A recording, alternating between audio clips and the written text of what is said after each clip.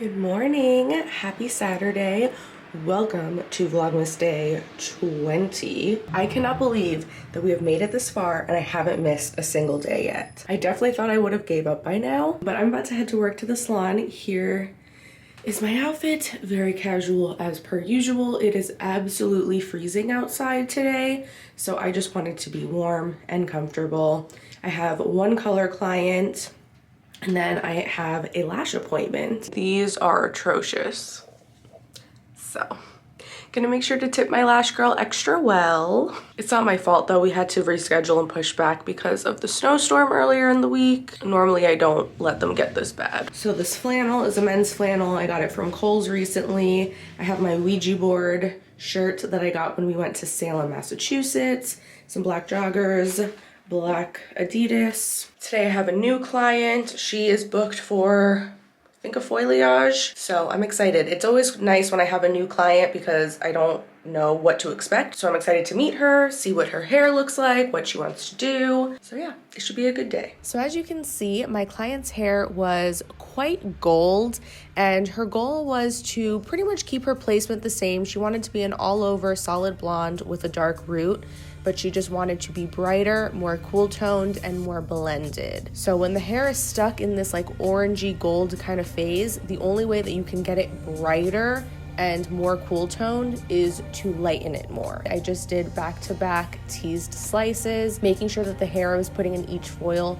was very, very fine and see-through, so that I was getting full saturation so I could get as much lift as possible. And I started out with 10 volume in the back with Olaplex, of course, in every single bowl as always. And then I just gradually worked my way up. And I think the strongest developer I ended up using in the front of her head was 20 volume. Then after I was done foiling her, I took Redken Shades EQ 5N and I applied that to all of the hair that was in the teased area because I didn't want to leave any of that gold orange color out. I wanted to make sure that I was covering over that fully. So doing this was going to make sure that not only am I covering all of the gold, but it's also going to help my blend look a lot nicer. And then that way I don't have to do a shadow root when I'm toning her. So you can see this is what her hair looked like after I shampooed the product out. This was before doing any toner. So she lifted really nicely and cleanly. And for her toner, I did Redken Shades EQ 2 parts 9N with 1 part 9V. And you can even just see in this clip as I'm going through and curling her hair, how each section is so nicely blended and you don't see any more of that hideous gold color.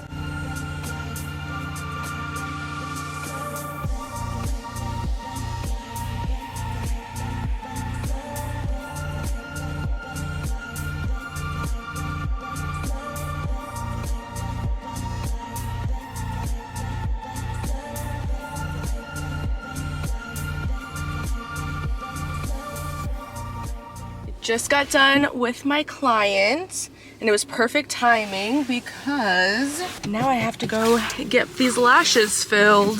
And I was kind of getting close on time there, so I was a little nervous, but it's perfect timing.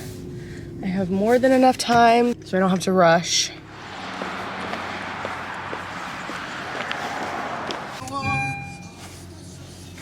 Just got out of my lash appointment. I got them super full. I normally do hybrid, which is kind of like medium fullness, but this time I decided to go with volume. Figured, you know, with Christmas in a few days, why not? All right, I'm gonna go home now and finally have something to eat. It is 4:37 and I haven't eaten anything yet, and it's very cold in here. Gotta crank this heat. Okay, see you when I get home. Just got home from my lash appointment. The lighting in my kitchen is absolutely atrocious. I'm just gonna make a quick frozen pizza because I'm too tired and too hungry to actually cook. But while I'm waiting for the oven to preheat, I just have to tell you a hilarious story. And so I stopped at the gas station on my way home from my lash appointment and it was pretty busy and most of the cars seemed to have their gas tank on the driver's side of their car. So all of the left hand pumps had lines of like at least 3 cars or so. So this girl pulls up to a pump, like a right hand side pump, but her gas tank was on the driver's side of her car.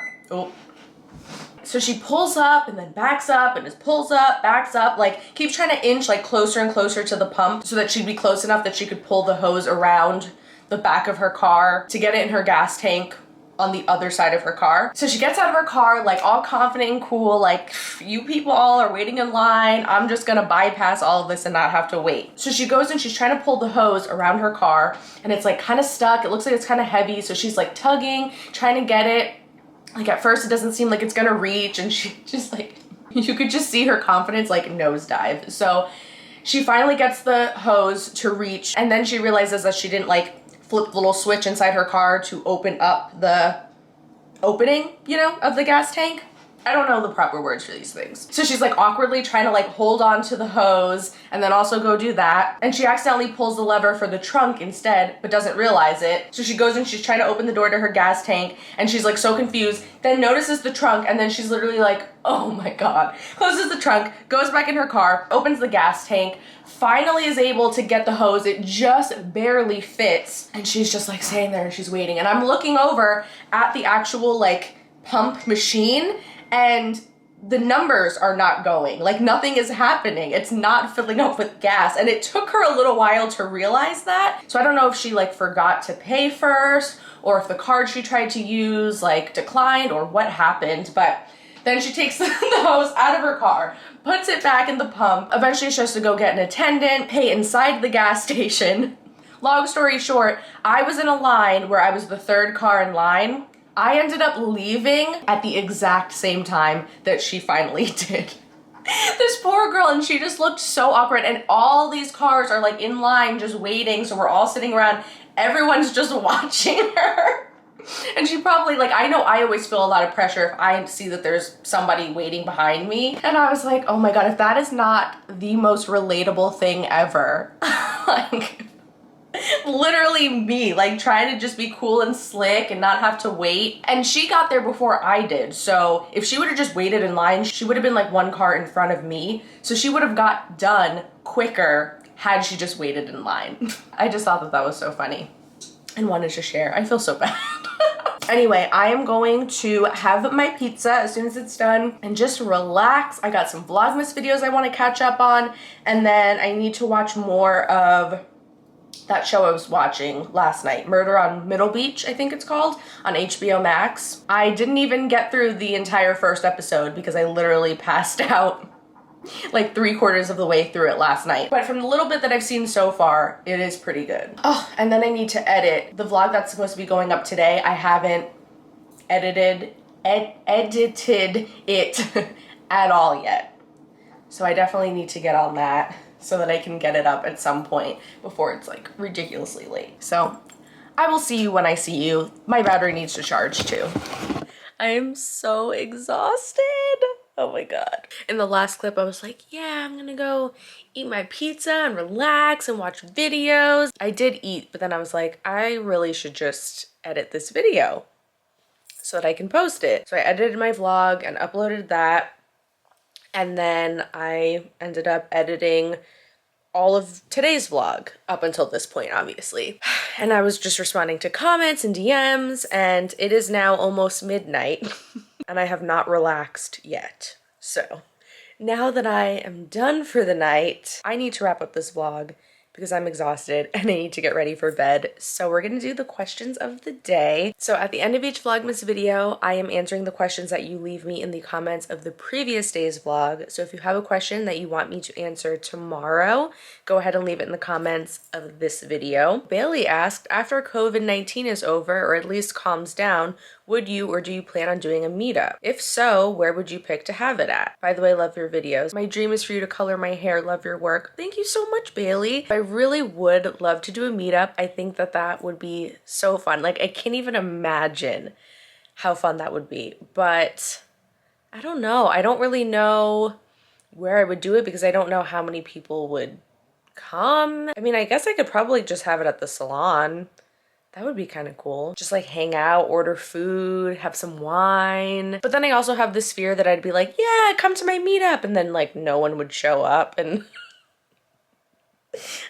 I would feel so pathetic. If you live anywhere in my area, like in northeastern Pennsylvania, and you would come to a meetup if I had one, comment down below and let me know. Obviously, we can't do it anytime soon, but hopefully when all this COVID stuff is over, I would really like to do that. That would be fun. And the last question is from Erin. How have you dealt with heartbreak in the past? Currently going through it and it's such a roller coaster. I love you and your videos so much. Thank you so much, Erin. Oh my God, and you live in Harrisburg. That is so close. I actually used to live in Harrisburg. I lived there for about 2 years. I have experienced heartbreak. I was in an almost 8-year relationship. We were together up until I was 24. And I actually was the one who chose to end things. And I think that a lot of the times people think the person who gets dumped is the only one that's experiencing the heartbreak and going through pain. But just because you're the one who's choosing to end the relationship doesn't mean that it hurts any less. So yeah, I was very heartbroken, and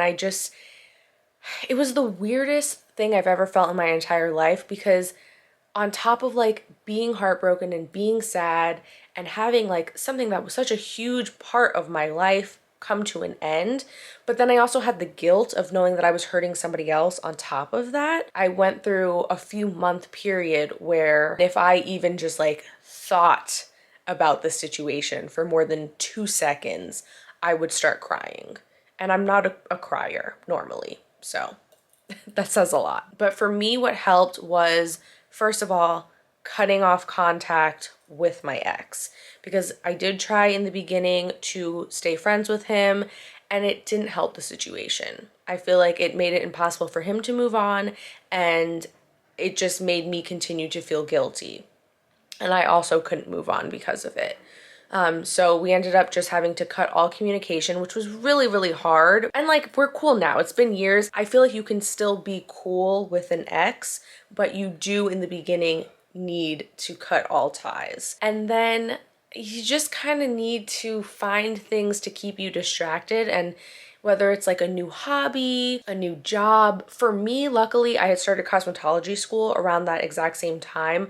So I had something that completely preoccupied all of my time. And I also made a lot of new friends during that time as well as a result. Working out also for me always really helps, because I feel like any kind of emotion I'm going through, whether I'm mad or sad or frustrated or whatever, like I can just get it all out when I'm working out. And honestly, just giving it time, like really time will heal everything. It's not like there's a list of steps you can follow and then boom, overnight you're gonna get over it and you're gonna be fine and not heartbroken anymore.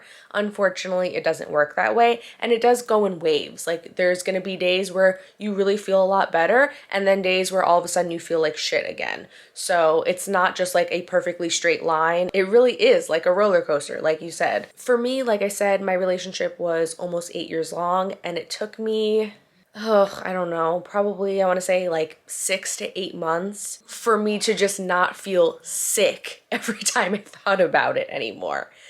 That's a long time. And then it probably took another year after that before I was like really fully over it. Because even after I didn't feel sad and like heartbroken and guilty anymore, I still had a hard time not like comparing everything to that past relationship. I still kind of felt stuck in it even though it was over. So it takes time. And now at this point, I'm like 100% over it. It's at the point now where when I think back to that relationship, I don't even remember what that time of my life was like. Let the time heal it, and I promise you will feel better eventually. Hang in there. I know it sucks. It's like the shittiest feeling ever, but we all go through it.